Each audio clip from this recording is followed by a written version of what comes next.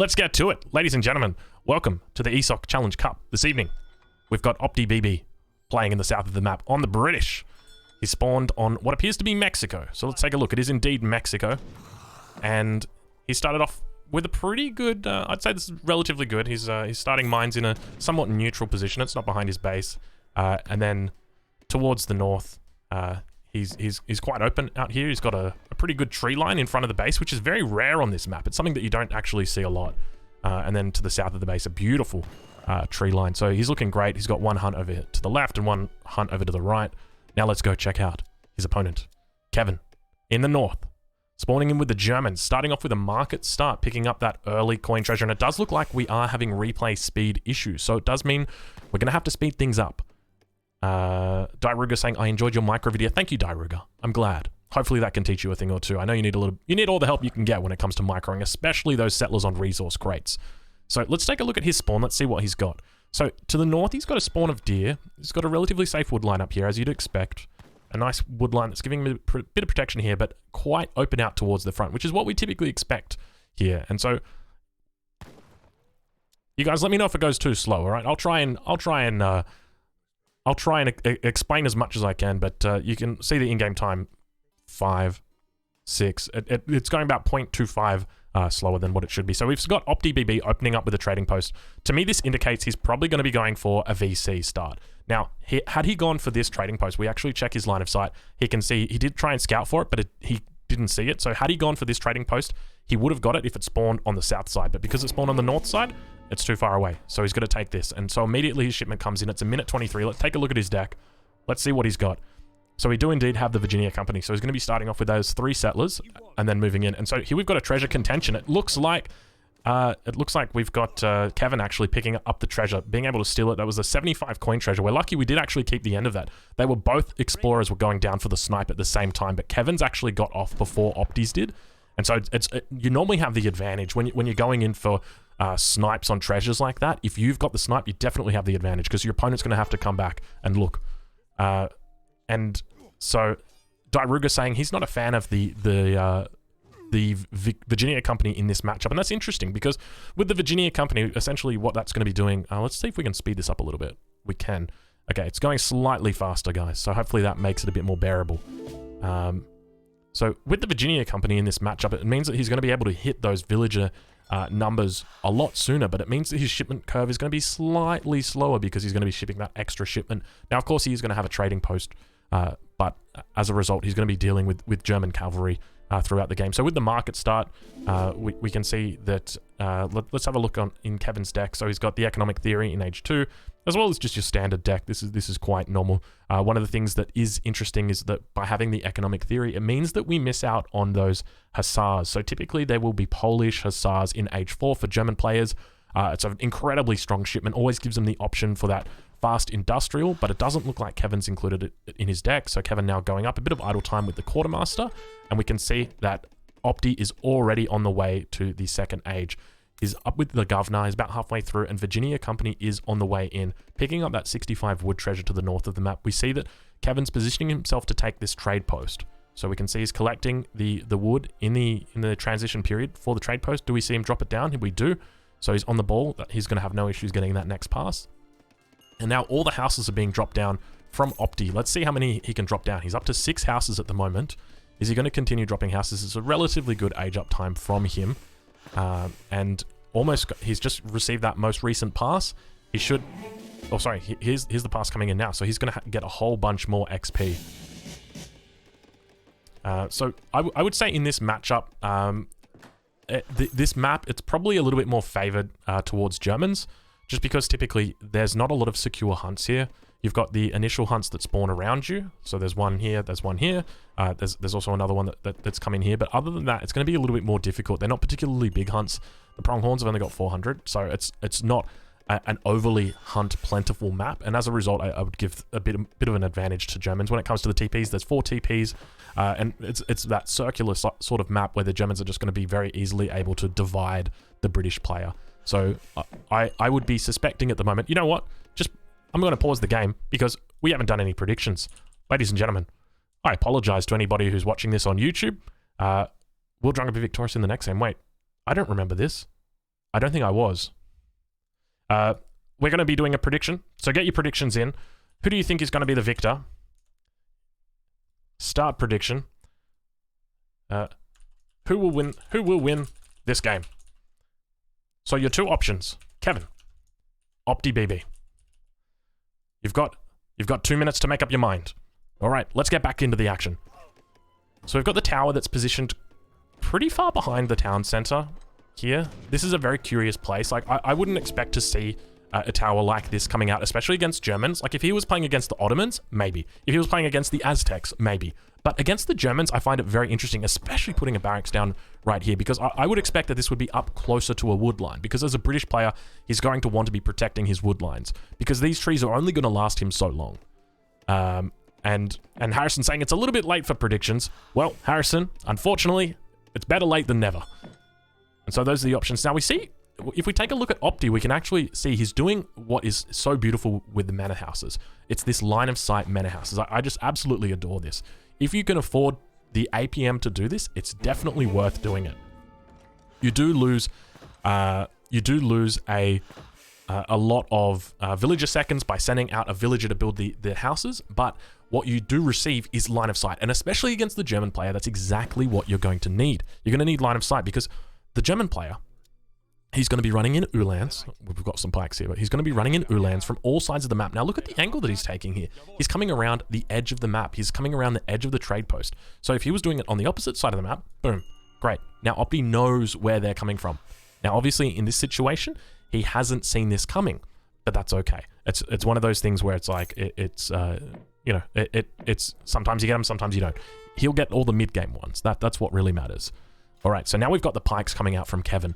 Now, these are age 2 pikes coming out from a German player. That excites me a lot. This isn't an Uhlan opening. This is a barracks opening.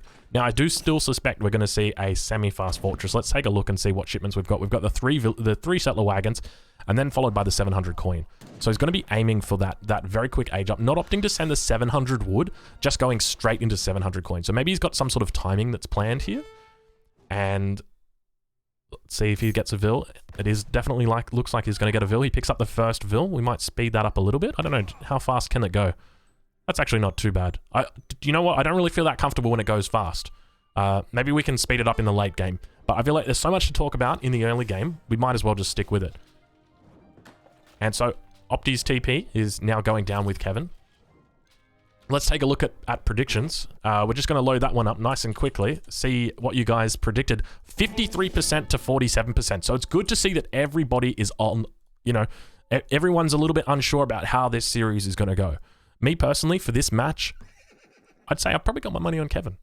I've got my money on Kévin. Kévin took a game off H. I think Kevin's been in a lot of form lately, and it's been good to see. There was a bit of question about whether Kévin, really belonged at the top, but I think he's definitely earned his place. He's been able to demonstrate that he has the skills required to be up there, and now he's getting the XR Prince up into Q. So he's going to be hitting the Fortress Age before 8 minutes. So really, really competitive timing, especially because he's enabled, he's obtained map control here by taking out the enemy trade post, and on top of that, he's taken out a villager. Now it did only look like he got one villager kill. Hey, but it's one villager less that the opponent's got. And here we see Opti is now going for that 700 coin. So I'm assuming that he's gone 700 wood, 600 wood. So that's because he sent the Virginia company. Typically, there wouldn't be a 600 wood that would be sent because you would go 5 villagers. But because he's gone for manor houses, which are cheaper than standard houses. He's gone for Virginia company. Oh, it looks like that villager is going to survive. So he's still only lost one villager despite this raid coming in. This tower is actually doing some work. I'll be honest, I didn't expect this tower or this outpost to be good, but it killed the first Uhlan that was down here, and the second one got away, and now it's just killed another Uhlan, as well as putting out damage onto these Uhlans here. So, it might not seem like it's... Was that in French? Did you guys see that? I don't think I can enter the chat, but it looked like it was in French. I think it said Kévin aged up to the Fortress Age in French. Oui, oui, monsieur. Oui, oui. So... maybe that tower isn't terrible. He does have a fair few resources behind here. I guess he's got this, and this kind of gives him additional coverage from those Uhlans that's going to be coming in. So maybe it's not terrible. Maybe it's not bad. And so now we've got a bit of interesting treasure contention. This isn't something that you always see.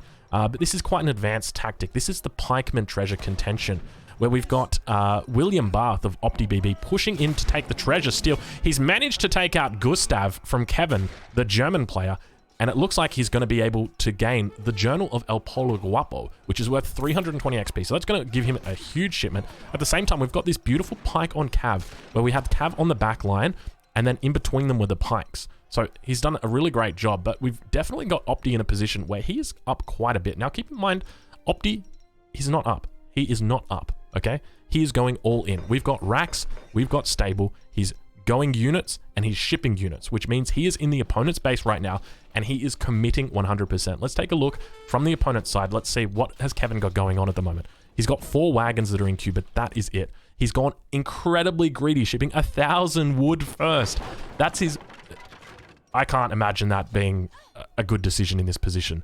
Now, he may not have known how all in his opponent was going to be going, but my fear is that while Kévin might have 900 wood banked up right now, he's not going to really be able to do anything with it. He's going to be able to potentially push back these hussars, taking out the first hussar and looking like he's going to be able to take out the second hussar. But is his racks going to remain up? The opponent is, or Opti at the moment, doesn't have any longbows, and longbows are really the only thing that are going to threaten the war wagons. But my fear is he's going to be losing this barracks. Now, keep in mind, he does have plenty of wood, but all of these villages, currently, there is 15 villages that are idled up in this town center. So he's got to be looking to get villages out. He needs to be putting down a racks, maybe even 2 barracks behind here, because right now, he's got a huge amount of pressure that's going on, and not a lot of units are idle, especially these settler wagons. These settler wagons, they only count for 1 villager, and in the TC, they only count for 1 villager, even though they're as strong as 2 villagers. They've got double the health, they gather twice as fast, but they only count for 1 villager. So you really want to avoid keeping them in the town center, especially when you're using them for fire. So Kévin doing a great job of microing, just keeping his war wagons back, trying to take out each of these musketeers. Keep in mind that with the war wagons, they do exceptionally well against hussars compared to other dragoon units because they've got 20 melee resist. Other dragoon units typically will have ranged resist, whereas war wagons, that extra melee resist. So really, it's about 600 HP that they've got. But now come the longbows. These are going to be the real threat, but we see a timing attack, perfectly timed with the veteran Ulans as well as the 9 Ulan shipments, which appear like they're going to just be having no problem clearing up the longbows here from Opti. At the same time, we've got the war wagons that are dropping down from the longbows, but these Ulans have done their job. The Ulans have taken out the mass of war wagons that was threatening, and Kévin's finally been able to get back out on the coin mine. Ideally, Kévin wanted to be out on this coin mine, but it looks like Opti retains his mass. He's gone all in, remember. He sent those unit shipments. Let's see what else he's got behind this. He's also sent the 6 muskets from the home city, so they will most likely be coming up. Maybe, that's them right there. That's the 6 muskets. This is what we're talking about when we say all in. He's got 47 villages, so you might not think he's all in. But in regard to the way that he's spending his money right now, or his resources right now, he is all in 100%. Every single resource he's making is going to military. Obviously, he retains villager production, but at the same time, you know, he's only caring about shipping in these units. And it really looks like he's got him on the ropes at this point. I think that, you know, if I was going to be saying what's the chance that Opti's going to win this, I'd probably be pointing it to about 90% at the moment. He definitely looks like he's got Kévin on the ropes. The main issue that Kévin's got is that he's just not really able to gather. So Kévin's now shipping in the war wagons, but once again, we do see he's got 14 vills that are bundled up in this town center. So we might speed it along just a little bit, just to see if Kévin can manage to wiggle his way out of this, because we do see the musketeers are sieging down the stable. He's going to be housed relatively soon because he's got another house out here. He may lose this one as well. The market's going down, but Kévin is using that 1,000 wood that he shipped earlier very wisely. And it looks like a little bit of miss micro here. Kévin actually losing 1, 2. He's lost some more settlers. So another one going down. It looks like he's just lost another one as well. So it's not looking pretty, I'll say that much. But the war wagons are holding strong behind. The main issue is that there's really no skirmishes. We haven't seen a single skirmisher coming out from Kévin yet. And I think it all goes back to sending that 1,000 wood. If he'd gone straight at the beginning and just sent whether 8 skirms or 3 war wagons and then gone in, I think he would have been in a much better position. So it's one of those things where you take the gamble, you try and play greedy, and unfortunately you just get punished. You know, we did see with Kévin, he also avoided shipping 700 wood. But now by shipping the 1,000 wood, he is he's subsequently able to, or you know, at the moment he is just having a lot of trouble with wood. And so now we continue to see a beautiful raid down here from Kévin. I don't know whether this is going to be enough to keep him in the game. We see that he is being idled completely by Opti at the north. He has got every single villager right now is in the TC just being idled. And the villagers are doing what they do well. They're getting into melee combat. So whenever you're getting raided by a German player like this, the best thing that you can do is get into melee combat like this and just hit him with the butt of your rifle. Look at that. Absolutely beautiful damage coming out. 10 damage versus 3 range damage. So you want to be doing that. They also hit a lot harder and a lot faster. So making sure you're doing that. But Kevin's doing a great job to pull his Ulans back. This is exactly what you want to do. You pull them back and then just shift move them back over here so that they'll be able to come back. And then it's more APM that your opponent's going to have to do, more APM that your opponent's going to have to think about. And so we see a bit of miss macro here coming out. We've got 1,000 food for Opti and only 80 coin. It doesn't look like he's got any coined resource crates, so it's not like he's going to be looking to age up after shipping 600 coin.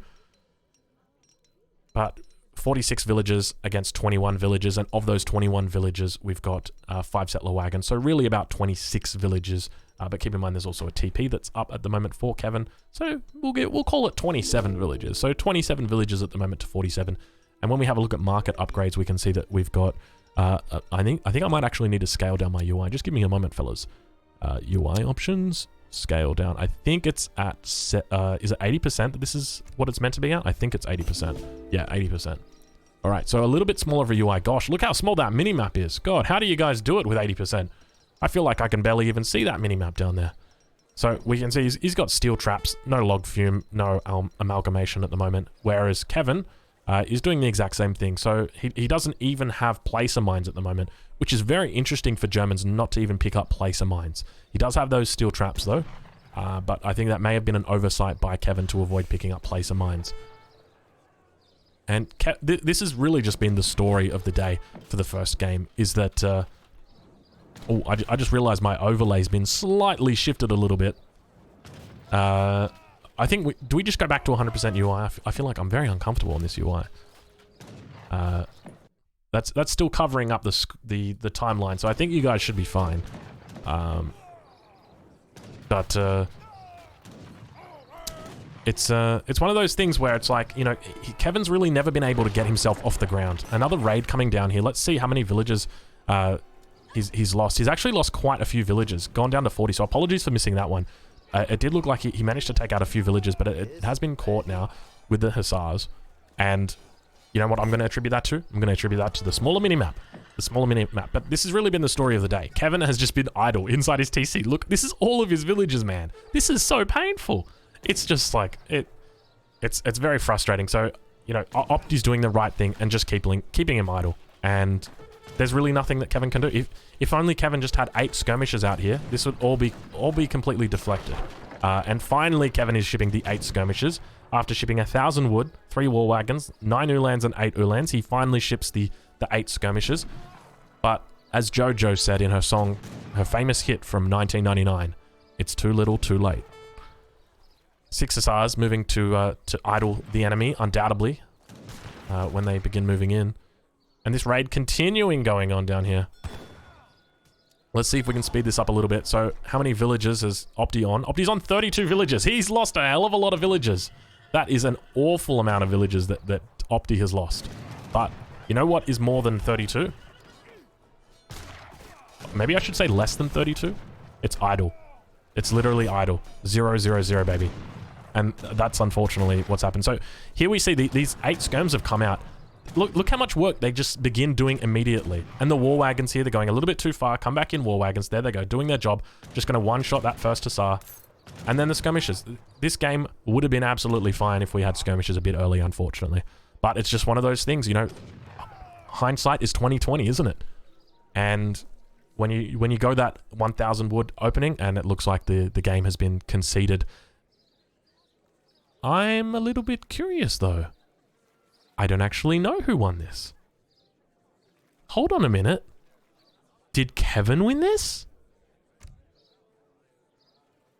I think Kévin won this. I think Opti resigned. I genuinely think Opti resigned. And let me explain why. Kévin has been idle for like 99% of this game, okay? He's not gonna resign now. He just got his skirmishes out, baby. He's not resigning. If he was gonna resign, he would have resigned. He would have resigned 20 minutes ago. He would have resigned before the game started. Oh, man. All right. Jeez Louise. Talk about a confusing game one. Who are we going to chalk that one up to, fellas? Oh, look at that villager graph. And that's exactly it. Opti would have been looking at this, and he would have been like 100%. That's GG. He would have realized he lost way too many villagers. Take a look at that. You know what?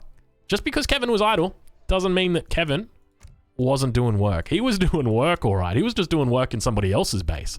Have a look at that. All right, so Opti loses 1 villager. At the very beginning, remember that? 1 villager. And then up to 54 villagers, and then down to 49. And then Kévin just continues being relentless. Down from 50, down to 49, and then down to 45, and then to 48, down to 40, and then down from 40 down to 32. It's a slippery slope, isn't it? Jeez Louise. Look, I think I'm going to have to chalk that one up to Kévin. I'm just going to see if I can get confirmation from a mod, whether that was an Opti win or whether that was a Kévin win. Because my suspicion...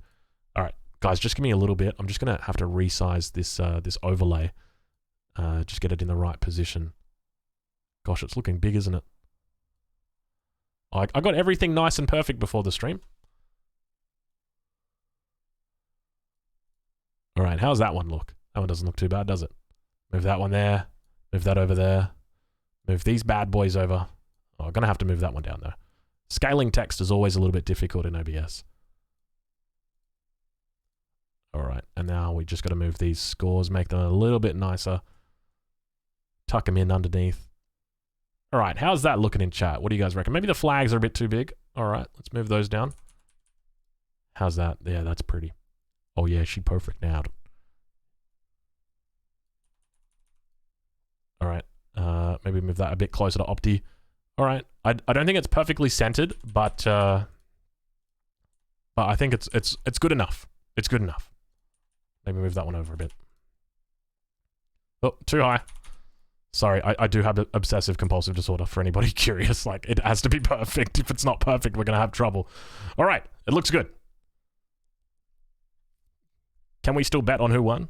Let's take a look and see. Harrison, I'm assuming that you're not in the chat anymore, because if you were, you'd be lolling. But I'm pretty confident that Kévin won this game, just because he didn't resign up until this point, and you know he's looking in a good position right now. So I'm gonna have to chalk it up. We're gonna put this one down for Kévin. All right, and for anybody who bet on optibb. And unfortunately, and bet on optibb, and it was the wrong outcome, then I apologize in advance. But I'm going to chalk this one up for Kévin. Who will win this game? Kévin.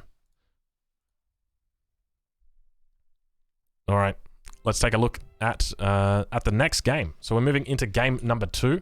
Let me just move everything back over to where it was.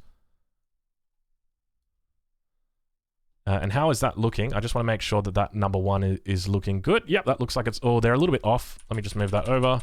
All right, probably a bit better now. Hey, how's that? All right, so let's move into game number 2. ESOC Challenge Cup. Kévin v Opti. This is game number 2. Going in.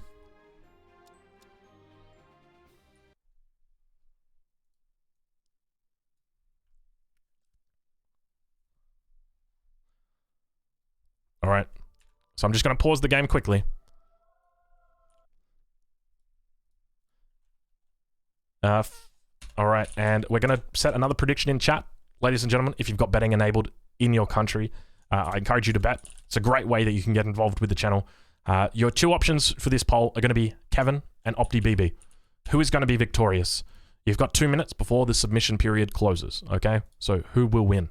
Those are your options, Kévin or Opti. All right, and keep in mind, okay, even though you do see 5 game folders there, it doesn't necessarily mean that there are 5 games. That's how we keep it, you know, that's just how it is, all right? I don't even know if there's 5 games. I'm learning, I'm sitting, I'm watching, here with you guys, all right? Barbarous says, Aussie Drongo, don't miss the raids this game. All right, Barbarous. Hopefully, I'll try and catch them this game. It's going to be tough with this smaller minimap. I tell you what, I'm not sure if you remember that game I played against Kaiser Klein, but I missed that raid and my minimap was full size. So this one's going to be a little bit tougher.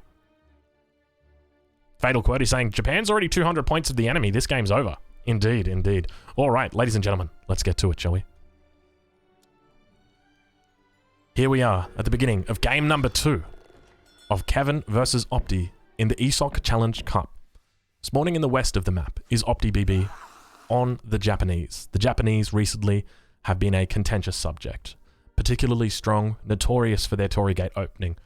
Much stronger in their old days with the Toshogu Shrine, but seeing a lot of success recently with the Torii Gate. So curious to see how he's going to position himself. It does indeed appear like he's going to be opening Torii Gate, and we can tell that because he's starting with 2 shrines with his explorers immediately. He's not going for that Portuguese consulate, despite spawning on a water map. So, let's go take a look at his opponent. Spawning in the east of the map is Kévin. Kévin on the Inca, dropping down a Cancha house. Looks like he's going to begin mining gold so that he can get the big button from the Cancha house to enable him to get 4 settlers out nice and early. It's an interesting matchup. Inca against Japan. What are we going to be expecting? We're going to be expecting early aggression out from optibb. I'm very excited to see what he's got. And oh wow, he's picked up a 95 wood treasure right outside his base. This is like, when you get this, I feel like you just win the lottery, especially on a civilization like Japan. Japan is just a civilization that relies incredibly on wood.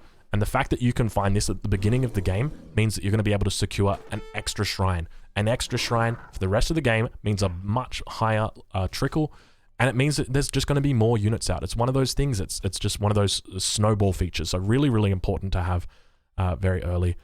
Guys, just once again, let me know how the speed of the game goes. If it is getting too slow, if I'm not talking enough, if I'm not keeping you enough entertained, let me know and I'll speed it up. I'll try and do my best to spit it out though. And here we see something interesting. Heavenly Kami being open. This is very curious. Like, I did not expect this. Normally, typically, if someone's going to be playing Heavenly Kami, I would expect that they would go a Portuguese consulate as their opening. But for whatever reason, Opti's opened with 2 shrines. Probably going to be going up for a 3rd shrine, I suspect. Or maybe he's going to be waiting for his Kami to come in. And then moving. But this is very interesting. So let's just take a look at Opti's deck. So we've got the 3 villages in Age 1, and we've got the 2 Funes in Age 2. We've also got the 2 Atakubens. Am I pronouncing that right? Let me try it again. Atakubens. Yeah, I think that's right. That sounds right to me. So there's no fishing boats in Age 2 or Age 3. That's just the 3 fishing boats to begin with. But maybe he's going to fake out Kévin. Maybe he knows Kevin's going to try and scout him, and Kévin won't spot, or maybe Kévin will spot the 2 shrines, and he'll say, oh, he's got 2 shrines, he's going to do the Torii Gates, and maybe he even opens Torii Gates, and then he just goes like full eco. I'm very curious what we're going to see from Opti. Very, very curious, but normally I would have expected him to send the 3 fishing boats instead, especially on a water map like this. And from Kévin, we see the 2 llamas coming out first. So this is quite interesting. I'm not sure if this is meta. It's been a while since I've been up to date with the Incan meta. I know that before I stopped playing Inca, 300 wood was definitely the meta, and I'm sure Dairuga in chat would agree with me. I'm curious to see what we're going to be looking at though, and we've got some interesting cards here.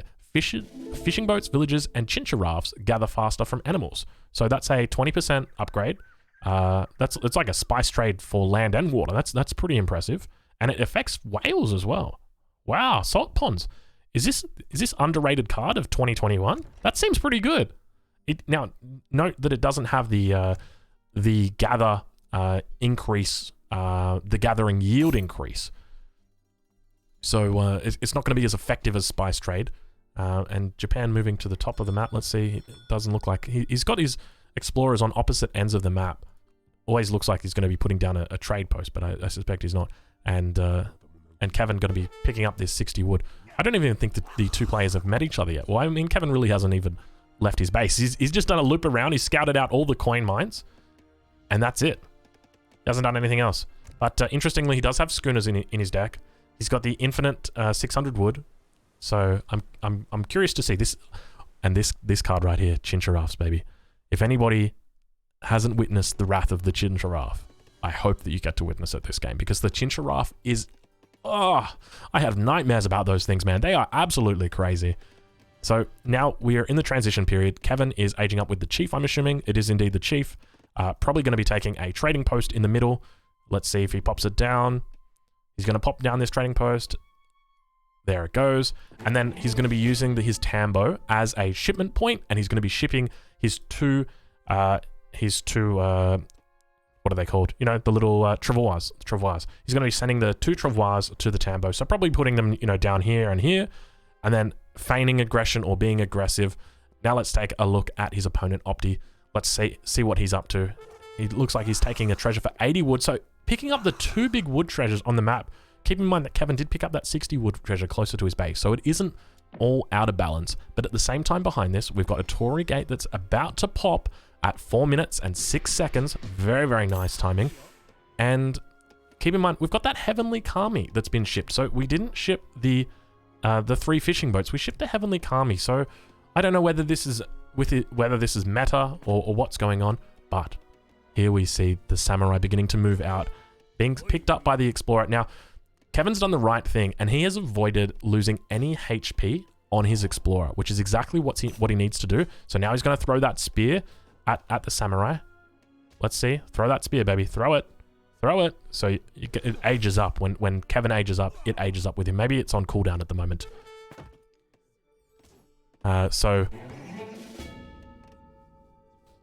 Let's keep watching this. The samurai, I feel like this is a very good trade for Kévin. If this is me, I'm having a great trade here. I'm not sure exactly what Kevin's doing, but this is great. You know why? Because Kévin, behind this, has got those 2 war huts. Oh, he's actually opted to put them in his base. Very, very interesting. I'm assuming that the reason why he's done this is because he's scouted the early samurai from Opti, and he's gone, oh no, I'm just going to play it safe now. And he said, I'm going to put these in because the problem is, if Opti brings his explorers and the samurai and takes down Kévin's explorer, he's not going to be able to hold them, and then the samurai is going to be able to begin sieging and essentially kill 1 war hut. And so it's very risky to do that. So it's the wise choice. And so Kévin now, first shipment coming in, it's the 600 wood, followed up by the second 600 wood. This is a common strategy that we actually see Inca players do, where they just drop down the 2 war huts, keep a lot of villagers on food, and just ship 600 wood. And at the same time, they're putting up their cancha houses and just making a lot of units. Meanwhile, Opti is making Nanigatas. Very, very curious. A stable opening. This isn't something that I actually saw. So, look, Opti is definitely a trendsetter. We'll say that much. But the Japanese stable opening isn't something that I expected to see with the Toshogu Shrine and the Heavenly Kami boom at the same time. It just, one of the things is I just feel like there's not much synergy with this build. You typically want to be synergizing as best you can. If you're going to be shrine booming, then use the Toshogu Shrine because it's going to increase the rate of generation, and it's going to decrease the cost of your shrine, so it's going to enable you to build more. And when you build a Torii Gates, sure, you're getting more XP for things, but you're losing out on a lot of your potential. And at the same time, we see that he's opted for a stable, which is incredibly rare. I don't think I've ever seen a Japanese player open stable. And one of the reasons why is because the Naginata riders have got a much lower hand attack against everything except for infantry. And from there, it's only a very specific type of infantry. So it means that when it comes to raiding, when it comes to cav on cav, it's a lot harder for them to deal with the opponent. But they do very well against their counters, but that is it. They're almost like a mini Lancer from the Spanish. So it's curious to see that he's open like this. I normally find that if I'm going to be opening, or if I'm going to be playing Japanese, it's very late that I'd want to add in a stable to actually mix units. Or, you know, you typically do the Swedish style and just don't make a stable. But we can continue to see that Kévin is doing work. He's taken down, I think it was 2 shrines here from Opti. And he begins to gain map control. A huge amount of spearmen that we've got here. 12 spearmen. And did Opti just delete those? They died. Maybe they died to the Incan. Maybe they just. I think they might have died to the Incan explorer. Maybe he threw it. I think he threw the what's it called? You know, the javelin that he's got, and maybe that's what caused them to die, because they literally died at the exact same time. All right, so I tell you what, if I'm Opti right now, I'm not feeling too good, and the reason why is because I've opened stable, and the opponent's got 16. Is it 16? 12 plume spearmen. Look at these guys. 35 siege attack. They're just having fun walking around the map. Meanwhile, the explorers going around scouting for more to take down. And behind this, now Opti knows that, or Kévin knows that Opti has opened with a stable, so he can delay building jungle bowmen. And at this point, let's have a look and see. Okay, we do have the 5 Ashigaru musketeers coming in, and shinobis are being made by Opti. But my suspicion is it's not going to be enough. I don't know. I just feel like there's not going to be enough tempo, mainly because he's lost so many shrines. We don't have the Portuguese consulate either, which means that these are very expensive shrines to be losing. I guess we do have the Heavenly Kami sent, so they're 94 wood. But still, it's a lot, man. It doesn't feel the best. So we begin to see Opti moving out of his base, pushing out. He's got the 5 muskets, putting down some more shrines. Is there a hunt around? Oh, there is a hunt just right here. Very difficult for me to see. I don't have my alpha settings turned up all the way. But we begin to see Kévin pushing out across the map, gaining map control and pushing in. Opting to send opting. Oh gosh, I gotta watch out for that one. And a raid, picking up the raid. So I didn't miss this one. Don't worry, guys. I didn't miss this raid. Some more Naganatas taking out Kévin's villagers, saying, "Hey, mate, do you think that you can just put the villagers that I'm attacking in the TC? Get out of here." And then he actually just does it. Meanwhile, on the western front, we've got a huge mass from Kévin. This mass just keeps building. I'm curious. I would love to know how many times he's sent the infinite cords of 600 woods. I reckon it's probably about 3 or 4 times now that he's sent it. We know that he's sent at least 2 other cards, but well, it looks like a couple of jungle bowmen might get caught out here, just doing a bit of bad pathing around the back there. And the samurai finally getting taken down. Let's see if he does a pull trick and gets these units through. He does indeed. A perfect pull trick by Kévin. Absolutely beautiful in the choke point here. Just absolutely nailing it, keeping them all in one control group so that they don't path through each other, they path with each other, and that's exactly what you want to be doing. So that was very, very well done by Kévin. That was beautiful. That just looked absolutely perfect. And it looks like Opti's going to be moving for a raid towards the south side of the base. Not many villagers down here, just this single villager, but they're going to just be completely repelled by Kévin. Now keep in mind, Kévin is booming at the moment. He's got 11 out of 13 cancer houses. He's shipped the upgrade from the home city, so these guys are doing work right now. He isn't on water yet, but my suspicion is that he's probably going to be moving onto water quite soon. Let's take a look. Might speed up the game a little bit just when they're not fighting. And they begin repelling now. Kévin going, Opti going even more unit shipments here, so the fight begins to play out. And I really just feel like these Naganatas have not done anything this game. Like, sure, they've got a bit of villager damage or a bit of idle time, but other than that, it's like, I don't know, I just feel like they've never reached a critical mass, and that's one of the things with cavalry, is that sure, you can raid, you can idle, but if you're going to bring them to fights, you need to have that critical mass. Otherwise, if you're just going to fight head on like that, well, you're just going to get whittled down every single time, and that's exactly what's happened. So, all the Nagis have died. All that's left now are Ashigaru and some shinobis. And at the same time behind this, Opti is shipping more and more unit shipments. So he's shipped 1, 2, 3 unit shipments so far. And quite a large mass of bowmen and plume spearmen. But the plume spearmen, despite being whittled down, there's just no Nagis on the field. And even if they were, this is enough bowmen where you can very safely retreat in from here. So it's one of those situations where, despite him having 190 population, I just said torp. 190 shrine population, he's not going to be able to overwhelm Kévin at the moment. And now shipping again 5 Yumi. This is very interesting because it's very, very, very all in. It's such an interesting playstyle because typically we see players do something really greedy or really all in, and here we've got like a mix of greedy and all in because he's gone greedy with his very first card in Heavenly Kami, and he's gone up to 190 population, but then he's gone all in the sense that he's gone for, 4 batches of unit shipment. So yeah, I'm just sitting here, I'm quite literally scratching my head. Oh, is that a pimple? Oh, God. That hurts. All right, and getting back to the fight. All right, getting back to the fight. It looks like this is just terrible to path through. This is my greatest fear. If I'm pushing in, I just want to avoid doing this. I see this, I'm like, no, you know what? We're not going to push in here. We're just going to siege. And you know why? Because your units just start making up their own mind. You can't tell them what to do. You can tell them to go down there. They're not going to do it though. So it's just best to avoid it. That's what I would say, at least. And so now we begin seeing the Plume Spearmans ejecting the Nagis from the base, but Kevin's got to be careful. There are 2 villages up here to the east, and it looks like he's going to get a pickup on these.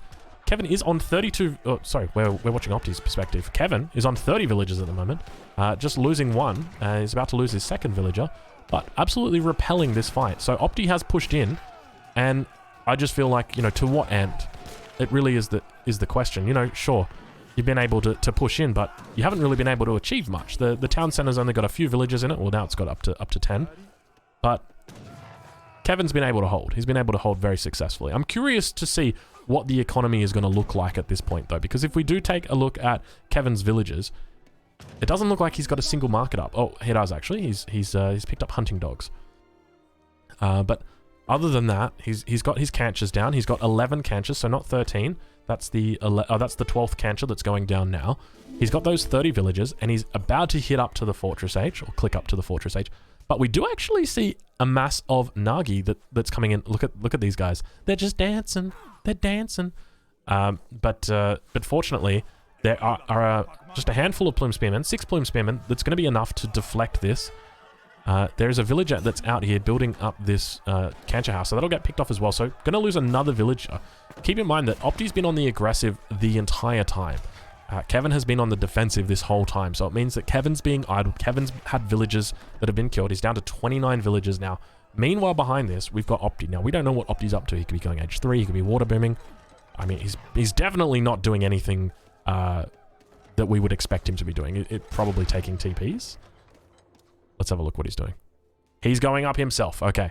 He's going up to the Golden Pavilion. All right. Let's take a look. He never actually sent any villager shipments. He never sent 3 vills, never sent 4 vills. Didn't send any unit upgrades at all.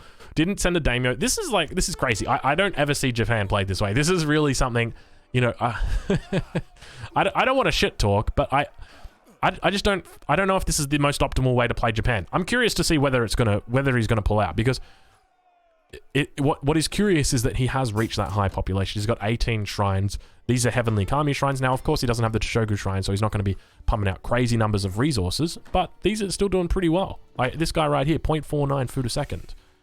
So, you know, he's still got a relatively big eco behind that. 37 villages, despite not shipping any villages in H1 or H2. And still on the Japanese isolation consulate, but he's lost most of his units. So the question is, what is he going to begin building? And once he reaches the 3rd age, what are we going to see out from him? Are we going to see some flaming arrows? And now we see Kevin making the alpha Chad move here of shipping 2 town center travois straight away. He says, you know what, mate? I haven't done enough booming. I'm going to need to do a little bit more. And he just absolutely sends it home. So curious to see where the town centers are going to be dropped down. We might speed it up a little bit because I fear that we're heading into a bit of a lull. Now this is interesting. Now typically on this map, what you want to do is sort of take one side. And when you take one side, normally you want to put your town centers, orientate them. Why can't we see that town center? Did that town center just got killed? Oh my lord. I was like, what? Where's that town center? Oh, the travois got killed, I think. Or did he delete it? No, he deleted it. Okay. All right. Yes, okay, he deleted it. Oh my lord. Oh, jeez. I tell you what, there was a little bit of me that died inside just then. So Kevin's actually doing what I was talking about. So typically you want to orientate yourself to one side of the map. Avoid spreading yourself out too much. So if you're expanding down here and also at the same time expanding to the north, you're going to be in a bit of an issue, because if you're getting hit from the north, what's going to happen is that your army is always going to be up to the north. And then so if you get hit from the south, then you're going to be having a bit of a problem. So if you expand in the same linear direction, it's going to enable you to keep your army orientated towards your expansion and prevent your opponent from hitting you at multiple angles. So definitely making the right move by deleting that town center. I got to agree with that 100%. Kevin making a wonderful call there. Let's go check in on Opti. Let's see what he's up to. But just before we do that though, Elite Plume Spearman coming in. All right, let's increase the speed of the replay again. got a bit of a mass going on here. We've got the Ashigara and the Yumi. The Yumi have just been upgraded. It looks like we've got the Discipline Nagi in Q as well. Is it Nagi or Nani? I can never remember. Nagi. I remember every single Japanese word, every single Chinese word, but I can't remember the main horse that the Japanese make. Alright, so optibb's definitely moving to take map control of the north side of the map. Let's take a look. Is he going to ship the Flaming Arrows? He doesn't. He ships the Cherry Orchards. That really hurts to be shipping Cherry Orchards right after you've hit the 3rd age. You ideally want to be sending something, and we see a raid here being picked up, being able to be repelled, but it definitely looks like he's lost a couple of villages. We're going to slow that one down so that you guys can actually see it in real time rather than going through like a fast car. Maybe you're a fast car. There you go. Get a little bit of Drongo singing for you as well. 25 jungle bowmen here, going to be able to be putting out the poison. Now, these guys, do they have the poison upgrade card? They do have Curare. Interesting that we can't actually see that Curare is affecting them, despite, we can see the Incan road building is affecting them, but the Curare isn't. So, alright, and a few more bowmen about to pop, but just enough plume spearmen here, just to ward off any cavalry. I'm not too concerned, but interestingly, we've got the Torii Gate, or the Pavilion, Golden Pavilion, that's increasing hit points. Typically, we'd see it increasing attack. So, ladies and gentlemen, I hope you don't mind. I'm just about to take another swig of my Red Bull. I'm running a little bit low on saliva, so just give me a moment, and we'll keep you occupied at the same time while we do that, with this shrine being burned down.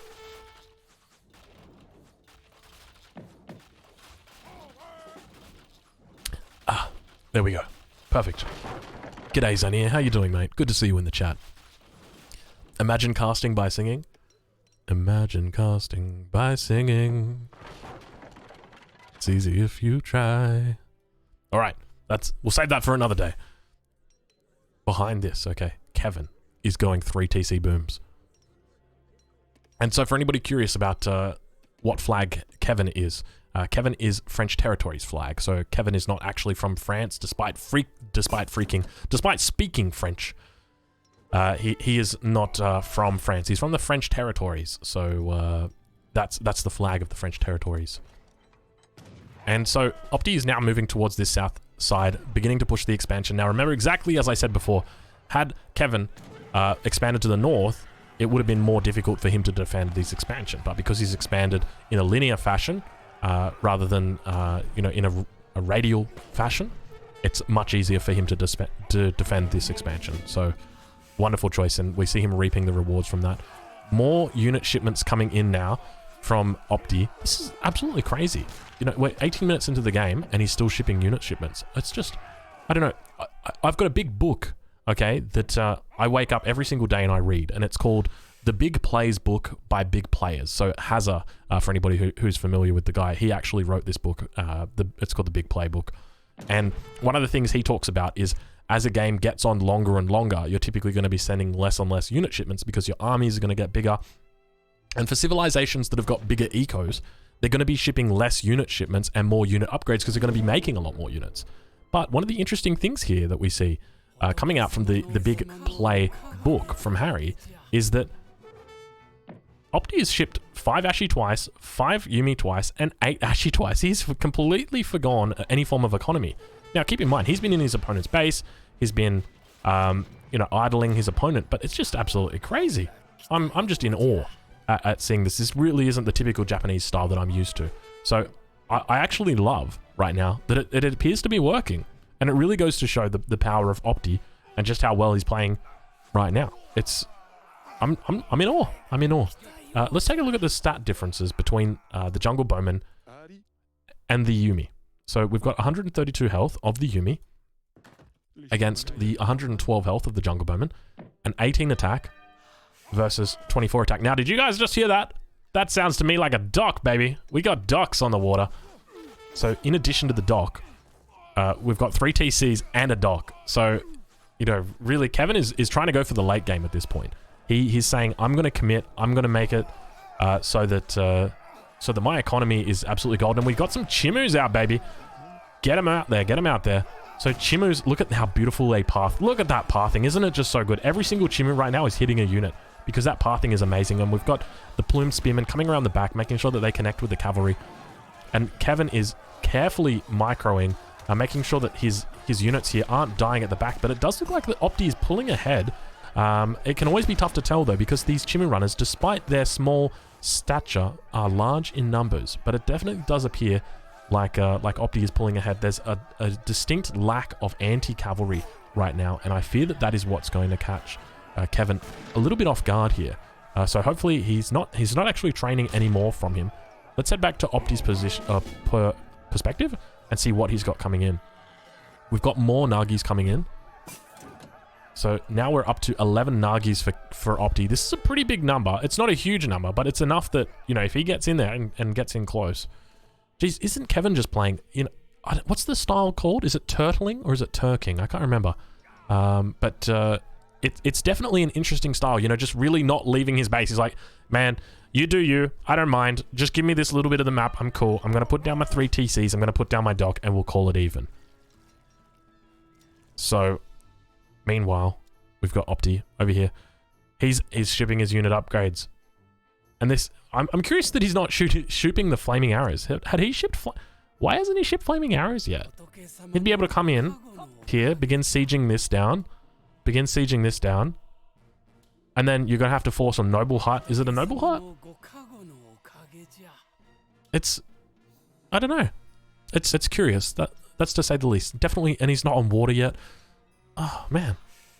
I'm so mystified by this, because like so many things that I would expect to be happening just aren't happening. But I can definitely see the angle that he's going for. Like obviously by shipping this, it means he's going to be going very heavy on Nagi. And he's building up to 15 already. Now they've just been upgraded again. These are disciplined Nagi. So these are quite strong now. Like 35 hand attack. They've got 3 techs affecting them. And you know what the main issue is? We've got 27 Chimu Runner. We've got 24 Jungle Bowmen. Where are the pikes though? Where are the pikes, Kévin? Kévin, you can't do me like this, Kévin. I need to see pikemen from you, Kévin. Let's speed it up a little bit. It looks like Opti's going to be pushing in for a push. He's going to be idling, or at least taking out some villagers right here. Going to be able to clean up probably a good handful of them. And meanwhile, we've got Kévin that's just being forced back. Look at this beautiful little spot that he's got right here. The question is going to be whether these Chimus are going to be able to hold the enemy Nagis. Oh, it's a bad pop right there. He should have been able to pop them on this side. And we don't have the Chimus blocking right now. He wants to avoid the Nagi coming in. And we've got more Nagi coming in from the west now. This is bad. This is very bad for Kévin. I feel like he's about to be overwhelmed with Nagi completely. It's going to be just absolutely terrible. He continues retreating. We've got Chimu that are defending. But the problem is he's just been so overwhelmed by this extra flank of Nagi that have come in that it really doesn't matter. He's now training plumed spearmen. But just as in the last game and just as in 1999 when Jojo said, will you come back to me, or is it too little too late? And I think the answer is that it's too little too late. Unfortunately, there's just too many Nagi and not enough anti-cav. And as a result, despite his unorthodox playstyle, despite not shipping units, despite shipping units, despite going for Heavenly Kami as his opening card, and then not going to Shogu Shrine, Opti looks like he's absolutely cleaned this one up. I can't see from this position how Kévin can possibly pull this back. Opti's pulling up in score, and despite only having 1 Nagi left, well, bad news, mate. There's a reinforcing batch of 5 more coming in. And it's just units being rallied continually into the base of Kévin, and it really leaves him with no choice but to call it quits at this position. So, holy moly, what a game. I am just... Is there anybody... All right, do we have any pros in chat right now that can explain what was happening there? Because I'm clueless, man. I'm clueless. That was insane. Dairuga, if you're there, do you know... do you know what was happening there? That was so... Like, I am just so confused. What was that? Man, that was crazy. Let's take a look at the resources gathered. Oh my gosh. Poor Kévin. He never got to leave his base. He never even got to see what the other side of the world looked like. Jas says he's clueless. Dairuga saying, the idea is that Opti goes greedy with Kami to get a good eco and then ships units to be aggressive and indirectly defend his shrines. Okay. Very, very, very, very unorthodox playstyle. Resources gathered very, very close. Let's take a look at the villager count. Yeah, look at that villager count going down at the end. But I think it really just came down to not having enough pikes. Kévin would have been easily able to defend if he had 15 pikes at the end there, in this final battle here. But unfortunately, just didn't. He made that batch of bowmen. If that had been a pike pop, that would have been on point. He could have had the pikes pop right here, and then he could have had his Chimu runners over to the left to defend from this side. They just would have been perfect. He would have had this war hut coming up from the batch. He'd have so many units coming out. Oh, it would have been perfect. But it wasn't to be. It wasn't to be. So, let's get into the next game, shall we? How you guys feeling after that one? Tell you what. That was a bit of a brawl, wasn't it?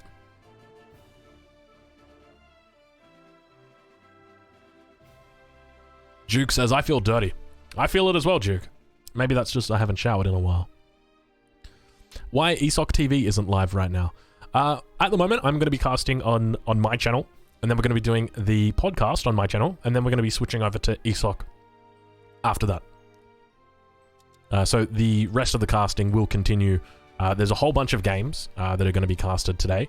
It's going to be a very, very busy game. Hey, Thomas, how you doing? And hello's here. Yep.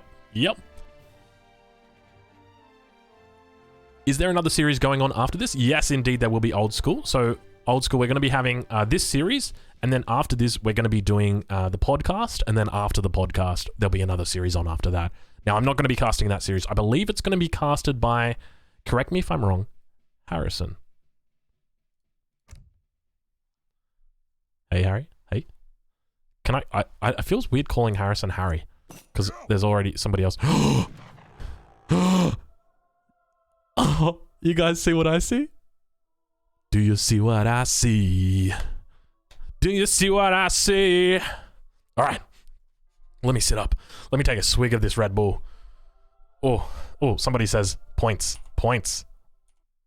Someone says, Duke says, I see a broken sieve. Get out of here, Duke. Who will win this game? Kévin, Opti. Choose your outcome. Congratulations to all those who were faithful in optibb. Congratulations. Opti was successful in that game. So let's complete that prediction. We're going to put up our prediction now for the third game. I also do need to update the scoreboard, so let me just go and do that one now for you, fellas. All right, the score has now been fixed up, King Destroyer. Thank you for letting me know. And let's set ourselves with another prediction. Now, just keep in mind, I don't want you guys to predict until we see the second sieve. Actually, I'll just tell you what it is now. It's Lakota. So we've got Lakota, and then we've got Sweden. So who will win this game? Your options are Kévin. Your second option is optibb. So we've got optibb on Swede and Kévin on the Lakota. Okay, so we're going to start that prediction. You've got 2 minutes to make your mind up. Shall we get into it? Let me take one last sip of Red Bull. Xenia says, your alpha voice is Opdrongo. Thank you, Xenia. But it's all in the microphone, really. The microphone that I've got sort of makes my voice a little bit more deep, just because it's got something called the proximity effect. So as an example, if I get back like over here, I don't know, can you still hear me? But like the further I am away from the microphone, the less alpha I sound. But as I come in, I'm much more alpha. And like it gets really into your ears, like, hey baby, yo girl, what you doing? Like that. So the score is 1-1. I want to see you guys make your minds up in chat. If you don't have a side, you need to find yourself a side. It's exactly like the school dance. I want to see 50% of people on the left. I want to see 50% of people on the right. Aussie getting from voice 10 out of 10 to 4 out of 10. Exactly. All right. So, shall we get into it, ladies and gentlemen? Are you ready? Eagle Mutt's here. How you doing, Eagle Mutt? Good to see you here. All right. Let's get into it. Ladies, gentlemen, fellas, welcome to game number 3 of the ESOC Challenge Cup between optibb and Kévin. Let me just turn these bad boys off. There we go. All right, so we've got a market start coming out from optibb. Optibb spawning in the north of the map on Sweden. Sweden, as most of you will know, is my home civilization, my favorite civilization. I am from Sweden. Well, not actually, but I'd like to think that I am. You know, one day I'll probably end up moving there. So, if you're wondering My money is definitely on optibb right here. Opti, make us Swedes proud, baby. And spawning in the south of the map is his opponent, Kévin, on the Lakota. We see Kévin moving his explorer out to the west, beginning to put a shield, is the name of his explorer, magic shield. Do you think Kévin has put that name in? No, I think that's the actual name. Anyway, Kévin is here. At the west of the map, it looks like he's going to be missing that rickshaw that's passing by, but I'm sure he'll get the next one. And picking up that trade post. Also going to be starting with the market as well. It doesn't look like we've got hunting dogs yet. Kévin may need to chop a little bit of wood. It does look like he's going to be chopping a bit of wood. Now, typically on this map, this is quite interesting. In the middle of the map spawns a whole bunch of cows. Well, yaks, as they're known on the Asian maps. So, typically what you're going to see is players pick civilizations on Deccan, or Deccan, that favor this opening or this start. So what do I mean like that? So Lakota, I would definitely say, is one of those civilizations because it's got a fast explorer. But civilizations like the French, where you have a scout unit, civilizations like the Indians, where you start with 2 explorers, or the Japanese, where you start with 2 explorers as well. But here, despite that, we see Opti going for the Swedes. So I'm hoping he's got something planned. I really am.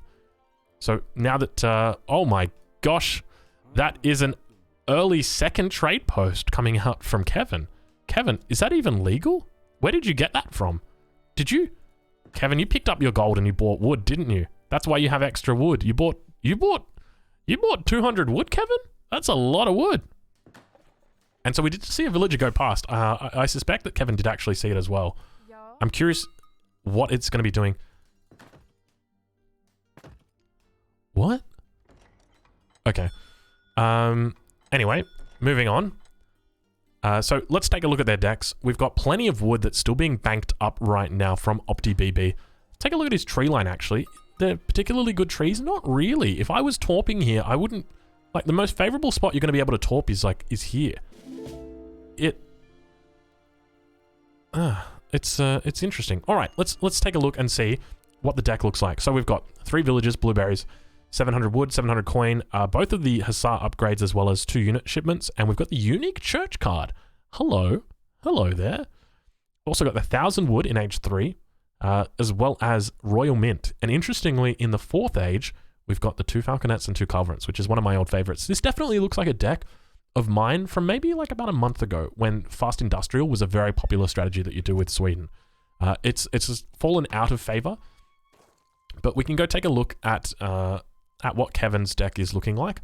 So a lot of unit shipments coming in from Kévin, but also favoring that sort of unit shipment in age 4, as well as a lot of unit shipments in age 3 and age 2, which is something that you expect from Lakota. A few unit upgrades, so he's got the 3 cav upgrades. There doesn't appear to be that cost reduction card in here, but also the War Chief Explorer card. No 15 Bison either, and for a map like this where it is quite low hunt, at least externally, you would normally expect that. I guess there is quite a fair bit of hunt in the middle, and Lakota is typically going to be obtaining map control. So curious what kind of strategy we're going to see from him. Whether we're going to be seeing a more economic focused strategy, whether we're going to be seeing aggression. Typically when I played against Kévin on ladder, it is typically very passive playstyle. Kévin likes to sort of sit back, he likes to build up his economy.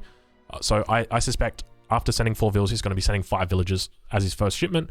Probably going to be getting a lot of his market ups, maybe even try and look to take all of the trade posts along here. And let's take a look at what Opti's doing over in his base. So it looks like there might be a bit of a treasure contention coming down here. Oh, ladies and gentlemen, it's a 2-on-2 late game situation. We've got John coming in now from Sports Center to do the casting. Oh no. Yo, Lewis, you can't be shooting like that. Yeah, you got to get nice and close. Yeah, that's the way you do it. Yeah, okay, this is looking good. So what Opti needs to do is he needs to time this shot here with the low health. So right now he needs to shoot right now, boom, and then pick it up. But he's actually going to be able to just kill the Sioux Explorer. Is he going to be able to kill it? Oh my god, is he going to get it? Oh, Kévin got it. Oh, calculated, Kévin, calculated. It's totally worth it. It is totally worth it, you know. And there's the French Kévin age up. So Kévin aging up at about 3 minutes 53. Not too bad at all, to be honest. I would definitely accept that. I would say that's absolutely fine for the Lakota. Now, What's Opti doing? This is what I'm really curious about. What's Opti doing? Let's first check the deck of Kévin. Okay, so as I expected, he's sending 5 villagers. Probably going to be... I think he might have been... Oh no, I think he's just herding that in. So he's going to be looking probably for some sort of cav opening, starting with the stable, and then into a fast fortress. So semi-fast fortress. On this map, he should be able to age up about 7 minutes, 7 minutes 30. And now we begin to see Opti spreading himself over the map like the wonderful, wonderful Swede player that he is. So we've got him aging up with the governor, as opposed to what I can only expect was...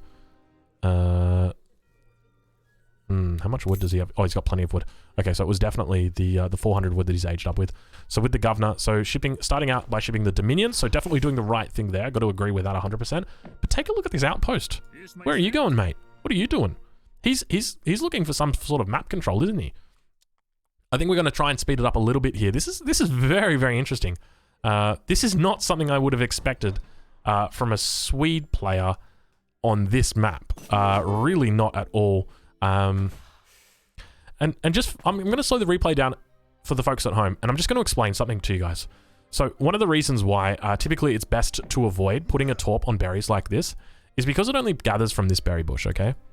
That's it. Until this turns into a blueberry bush, it's not going to do that. So these have got 1,000 food in them. Do you know how long it takes for a torp to exhaust one of these berry bushes?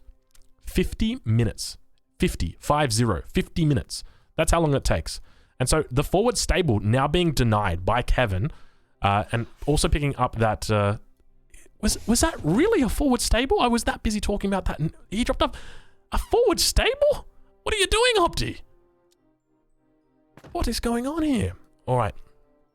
I'm fearful to speed it up just because, okay, so he's shipped his wood to his TC as well, so ideally he should have been shipping it to his torp just so that they all gather them up, but here it's only going to be one torp gathering it up, but it's still, you know, it's still something that is happening. You can see it trickling in. Have a look how fast his resources are going up right now. I'm curious what he's going to be doing with his resources. We're at 5 minutes 52. He did drop that stable and he lost the villager with it. Very interesting to open a stable against Lakota, who's also opening stable. Opti, man, you're just so ahead of the game. I don't know. Are you like ahead of the meta? I'm scratching my head. I'm just so confused. Like, do you know something that we don't? But nonetheless, we continue. We continue looking on. We're going to speed it up a little bit here. We're going to take a look what Kévin's up to. So he's gone with 700 coin and 600 coin as his 2 shipments. So a very, very economically focused strategy. Hasn't aged up yet though. So gathering a huge amount of coin. I'm not sure exactly what he's saving up for here. It looks like he's going to be going for mercantilism from the church. Oh wait, they don't get that. I've got no idea what he's doing with that much coin. But we'll probably see. He's probably just like, you know, mismacroed it a little bit or not realized that he sent it. And this is Jesus saying, this is just standard Opti.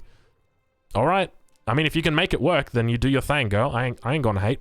Especially if it works. Like, it obviously worked with Japan. Here we see, oh my god, the fabled Treaty of Roskilde.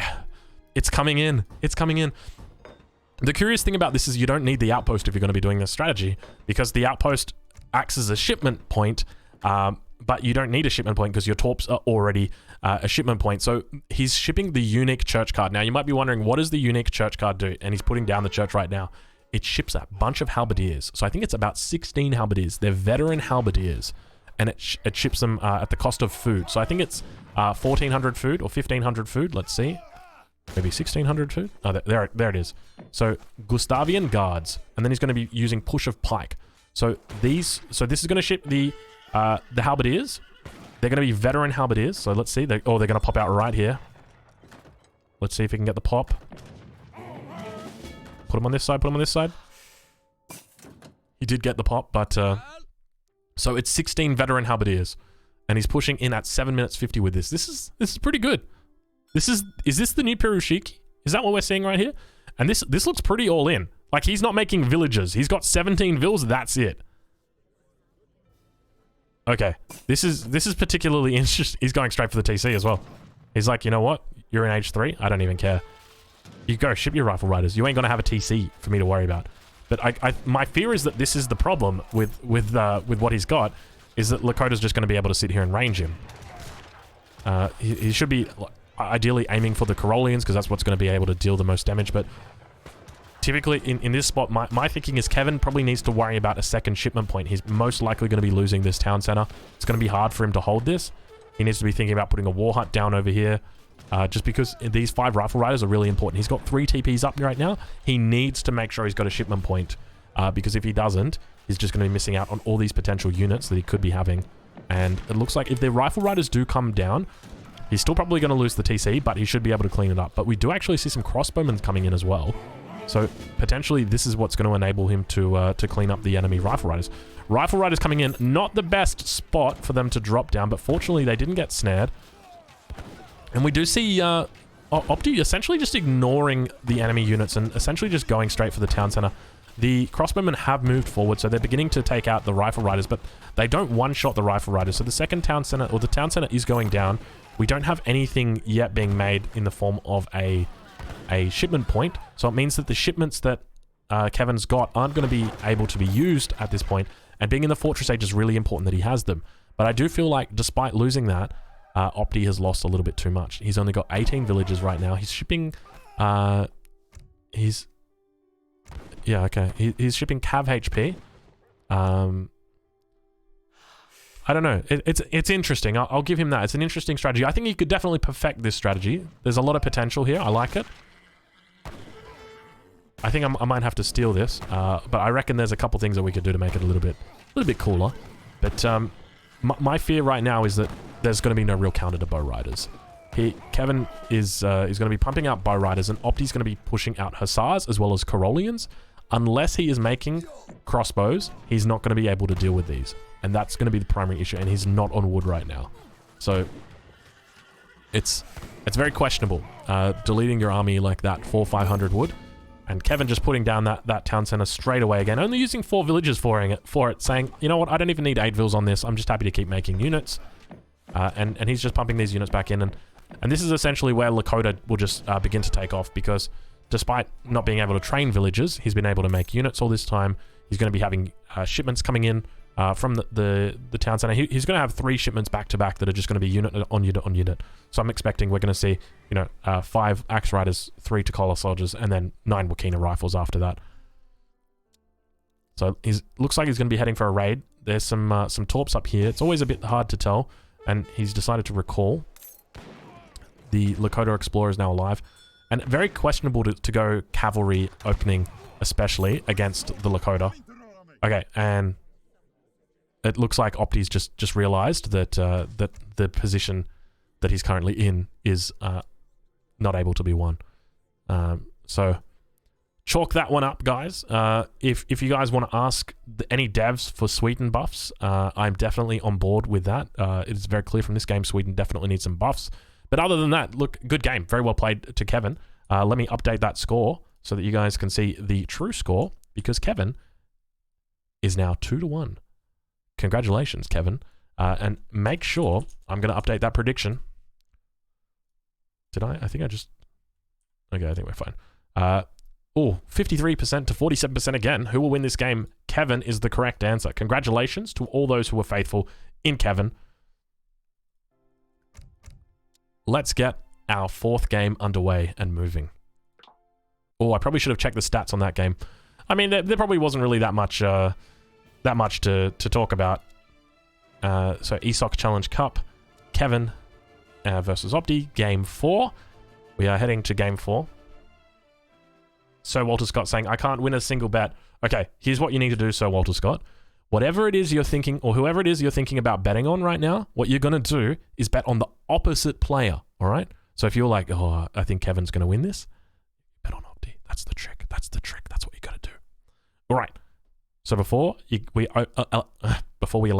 open the bets, just so you know the matchup, we've got optibb on the Haudenosaunee, aka Hoodenays. Can I see some Hoodenays emotes in chat right now, please? Hoodenays, get them in there. And it's a Hoodenays mirror. Oh my god. It's the Hoodenays versus the Hoodenays. This is going to be some good stuff.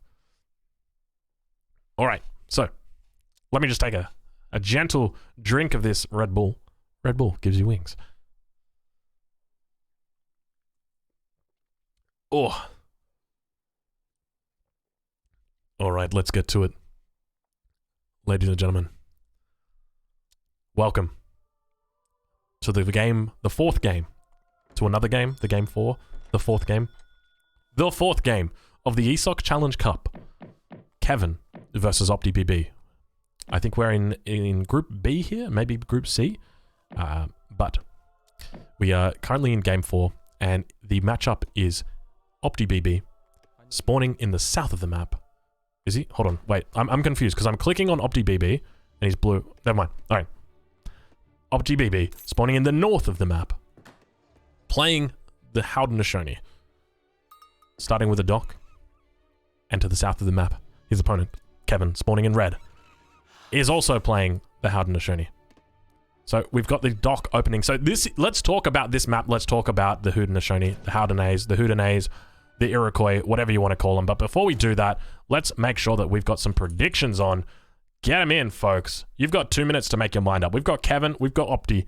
Get your predictions in right now. The Houdenays mirror. Who is going to be victorious here? I will remind you all, this is game point, okay? This is game point, match point right now for Kévin. If Kévin wins this game, Kévin will be victorious. He will take out the series, and he will be crowned the most amazing Kévin that ever existed in the French territories ever. So, why is the Iroquois? Why is the Houdenays? I'm just going to call them the Houdenays. It's so easy to say Houdenays rather than Haudenosaunee. I don't even know how to say it. The Houdenays. All right. So with the Houdenays, why are they so strong on water maps right now? And the reason why is because they have this dock opening that they do. This dock opening has been like sleeper good for a while, and people are only starting to figure it out recently. I know that Daruga was on board with this quite a while ago. Saying that actually Iro water is like really, really good. And it turns out like Iro water is insane. And that's exactly why both players have opted to choose the Houdenays on this map. Just simply because it's so strong. Because you start off with this Travois and you can't make anything with your Travois. Like you can't make a war hut with your Travois. And so you're like, well, do I make a farm? Well, I don't really need a farm. Do I make a house? Well, that's only 125 wood. What about a dock? Well, that's 200 wood.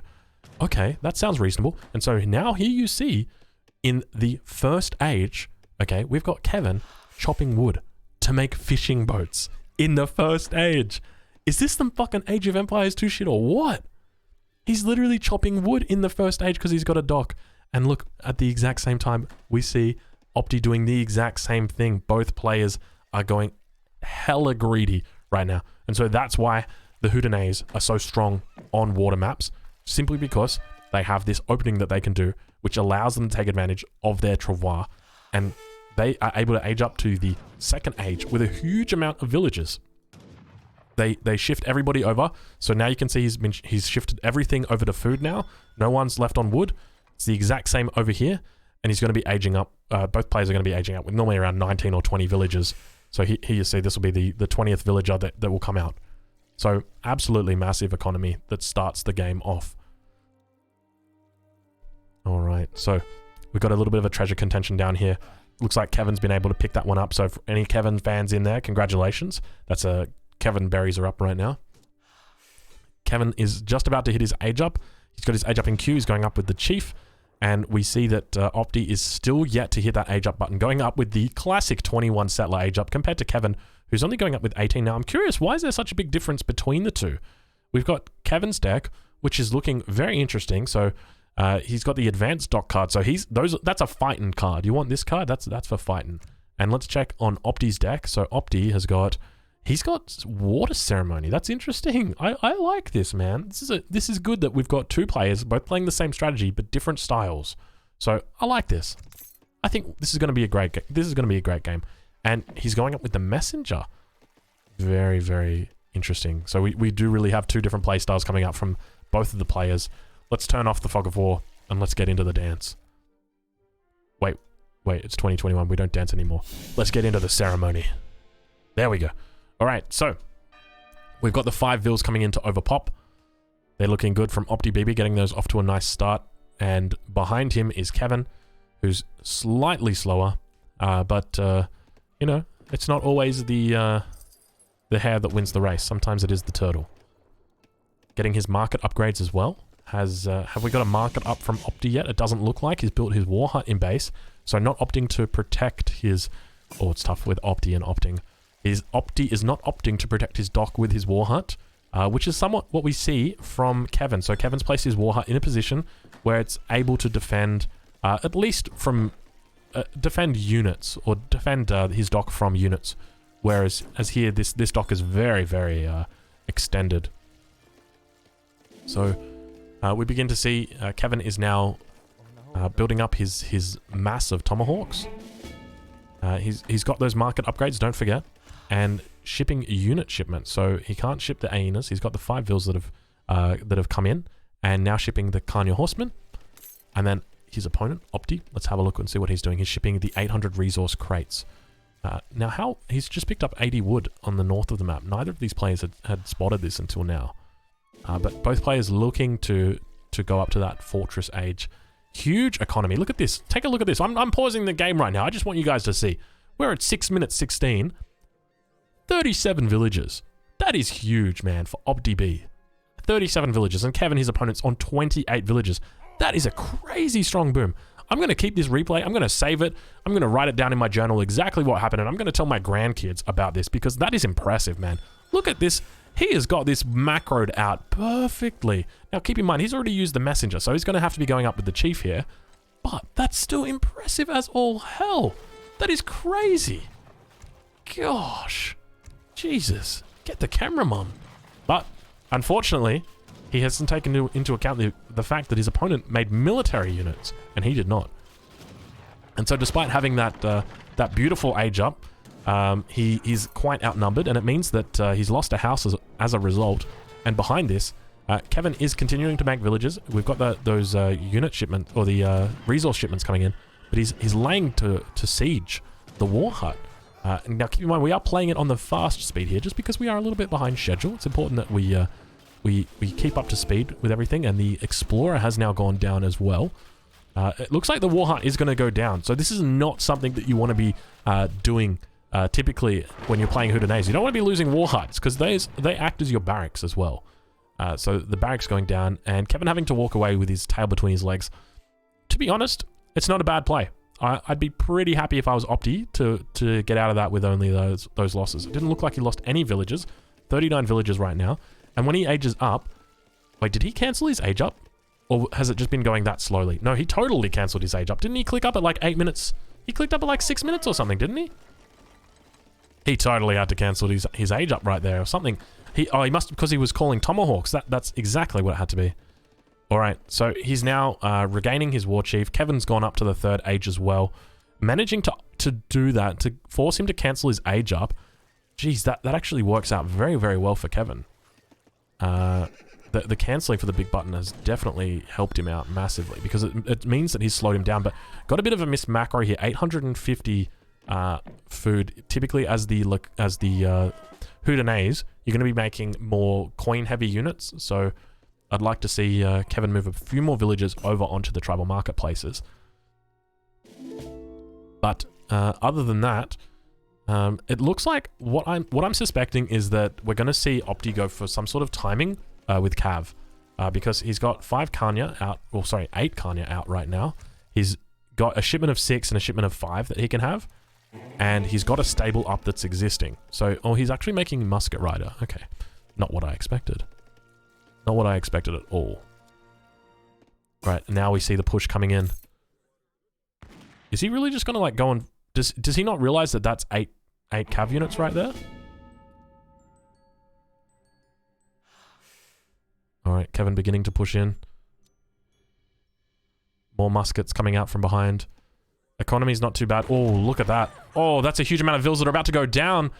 Oh, Opti, what are you doing, Opti? Oh no, Opti. How many vills is that going to be? He's down from 45 vills. He's lost 2, so he's down from 47. Losing a huge amount.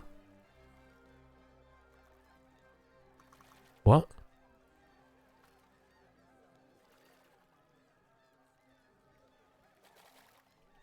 It didn't go out of sync. It's just gameplay has ended. Is this the classic 5 vill into GG? This is a very like a high level strategy. It's an interesting strategy, Carton. Let's see how it works out. Did he tilt? Was he just like, I fucking lost Vils, I'm out? Surely not. Maybe he's just seen, okay, let's take a look here. I gotta analyze this a little bit more.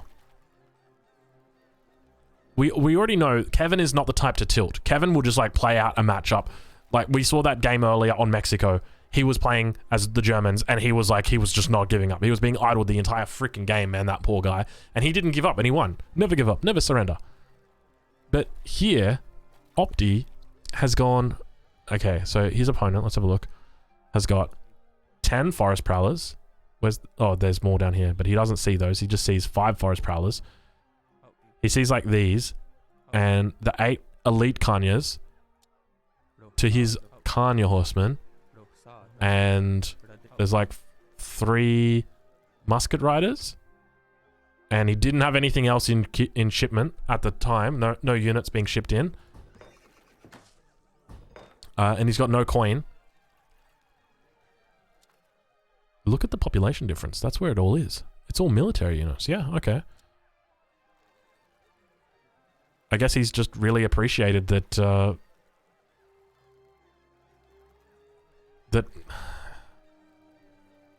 look, if this is genuinely what happened in the series, and I have no reason to doubt that, it just seems strange that the game would end like this. Opti is obviously tilted pretty badly, probably fallen off of his chair, so I hope the poor guy's alright. If we take a look at the military unit population, I mean, it's 10 different. Are you really just going to be resigning off that? Resign with 4 shipments? It's a bug. So essentially when you finish the game, your home city is awarded a whole bunch of XP. So you get like a bunch of like most resources or least resources. And then that also is included against your shipments. And then so it will go from like 0 up to 4 shipments. So it's quite, yeah, it's a normal bug. I don't know if it's a bug. Maybe it's a feature.